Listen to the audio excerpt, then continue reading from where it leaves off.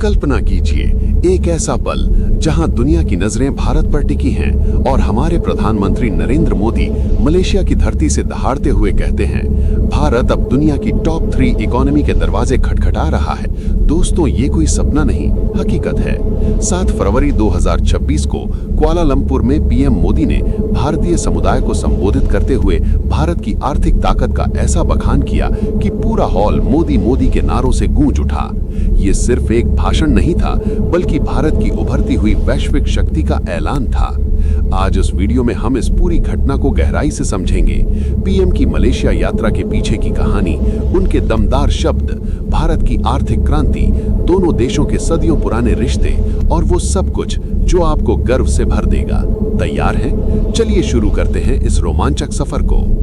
दोस्तों, सबसे पहले बात करते हैं इस ऐतिहासिक यात्रा की। प्रधानमंत्री नरेंद्र मोदी 7 से 8 फरवरी 2026 को 2 दिवसीय आधिकारिक दौरे पर मलेशिया पहुंचे। ये उनकी 2026 की पहली विदेश यात्रा थी और क्या कमाल की शुरुआत। मलेशियाई प्रधानमंत्री अनवर इब्राहिम ने खुद एयरपोर्ट पर उनका स्वागत किया और अपनी कार में बिठाकर कार्यक्रम स्थल तक ले गए, वो भी अपनी सीट पर। ये दृश्य दोनों नेताओं की गहरी दोस्ती और सम्मान का प्रतीक था। अनवर इब्राहिम ने पीएम मोदी को अपना दोस्त कहा और भारत की सफलता को मलेशिया और पूरे एशिया की सफलता बताया। क्या ये सुनकर आपको नहीं लगता कि भारत अब एशिया का चमकता सितारा बन चुका है? इस यात्रा का मुख्य मकसद था दोनों देशों के बीच रक्षा, सुरक्षा, अर्थव्यवस्था, नवाचार और डिजिटल सहयोग को और मजबूत करना। और हाँ, इस दौरान 750 से ज्यादा कलाकारों ने एक रिकॉर्ड तोड़ सांस्कृतिक प्रदर्शन किया, जो भारत मलेशिया की साझा विरासत को जीवंत कर गया। पीएम मोदी ने इसे सालों तक याद रखने वाला बताया और सभी कलाकारों को बधाई दी। अब आते हैं उस मुख्य पल पर जहां पीएम मोदी ने भारतीय समुदाय को संबोधित किया। उन्होंने मलेशियाई भाषा में सलामत पतांग, तमिल में वणक्कम, मलयालम में सुखमाणो, सिखों के लिए सत श्री अकाल, तेलुगु में बागुन्नारा और गुजराती में केम छो कहकर अभिवादन किया। ये विविधता भारत की ताकत को दर्शाती है। उन्होंने कहा, 2015 में जब मैं मलेशिया आया था तब मैंने भारत की क्षमता की बात की थी। अब मैं भारत की उपलब्धियों की बात कर रहा हूँ। दोस्तों, क्या कमाल का बदलाव। एक दशक पहले भारत दुनिया की 11वीं सबसे बड़ी अर्थव्यवस्था था, लेकिन अब हम टॉप 3 के दरवाजे खटखटा रहे हैं। हम दुनिया की सबसे तेजी से बढ़ती प्रमुख अर्थव्यवस्था हैं। ये बयान सिर्फ शब्द नहीं, बल्कि भारत की मेहनत और दृढ़ संकल्प का प्रमाण है। पीएम ने बताया कि 2023 में भारत ने जापान को पीछे छोड़कर 5वीं सबसे बड़ी अर्थव्यवस्था का ताज पहना और 2026 तक हमारी जीडीपी $4 ट्रिलियन के पार पहुंच चुकी है। 2030 तक 5 ट्रिलियन का लक्ष्य है, जो हमें जर्मनी और जापान से आगे ले जाएगा। IMF और विश्व बैंक के अनुमान कहते हैं कि 2027 तक भारत जापान को पीछे छोड़ सकता है। क्या ये सुनकर आपका सीना गर्व से चौड़ा नहीं हो जाता? पीएम मोदी ने मेक इन इंडिया का जिक्र किया, जो 2014 में शुरू हुआ था। आज भारत दुनिया का दूसरा सबसे बड़ा मोबाइल निर्माता है। सैमसंग, एप्पल जैसी दिग्गज कंपनियां भारत में फैक्ट्रियां चला रही हैं। रक्षा निर्यात में 30 गुना की वृद्धि हुई है। ब्रह्मोस मिसाइल जैसे उत्पाद अब विदेशों में धूम मचा रही हैं। भारत अब दुनिया का तीसरा सबसे बड़ा स्टार्टअप हब है, जहां 100 से ज्यादा यूनिकॉर्न कंपनियां हैं। बाइजू, ओला, जोमैटो जैसी कंपनियां ग्लोबल स्तर पर नाम कमा रही हैं।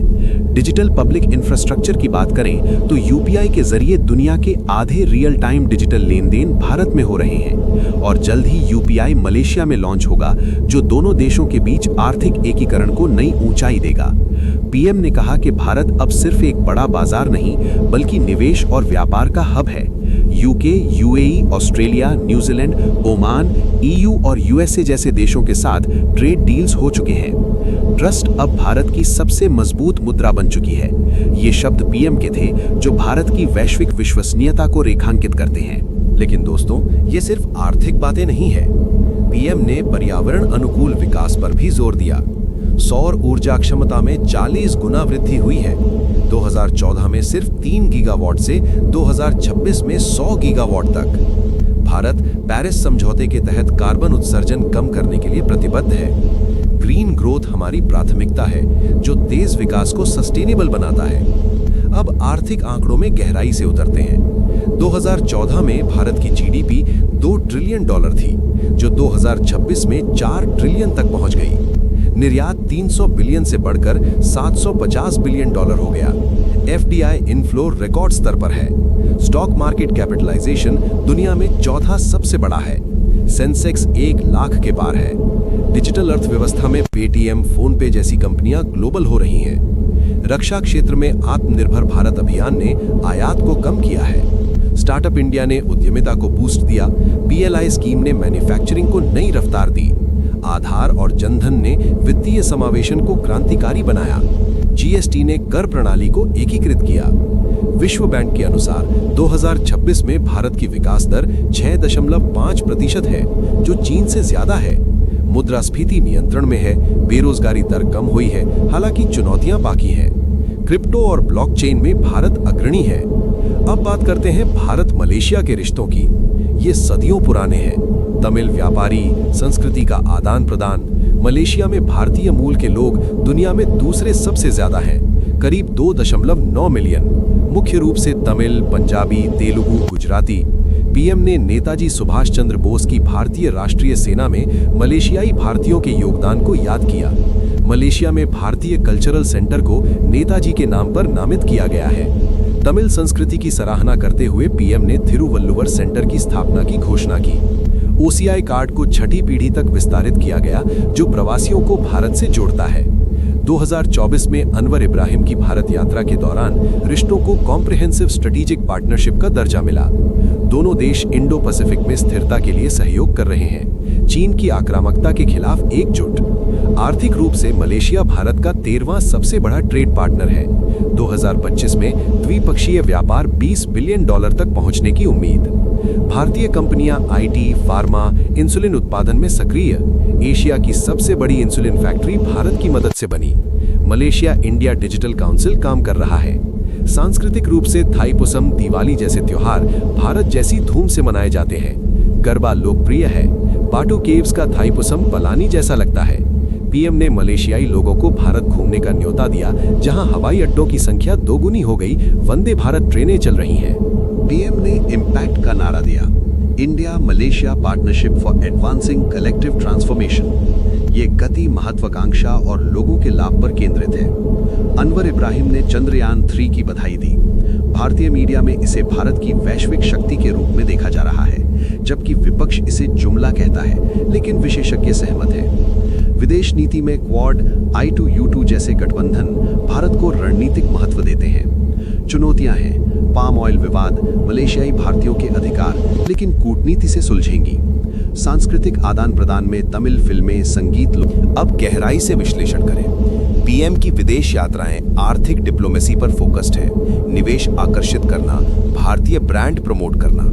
ये यात्रा एशियाई देशों से संबंध मजबूत कर इंडो पैसिफिक में भारत की स्थिति सुदृढ़ करती है।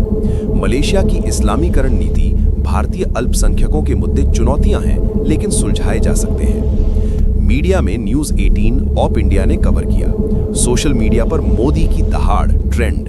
ये भारत की सफलता की कहानी है, वैश्विक मंच पर गर्व से प्रस्तुत। आगे बढ़ते हुए भारत की प्रगति में कई कारक, डिजिटलीकरण, GST, स्टार्टअप इंडिया, PLI, विदेश नीति में सफलता, प्रवासियों की भूमिका, वे मलेशिया और भारत दोनों के विकास में योगदान देते हैं।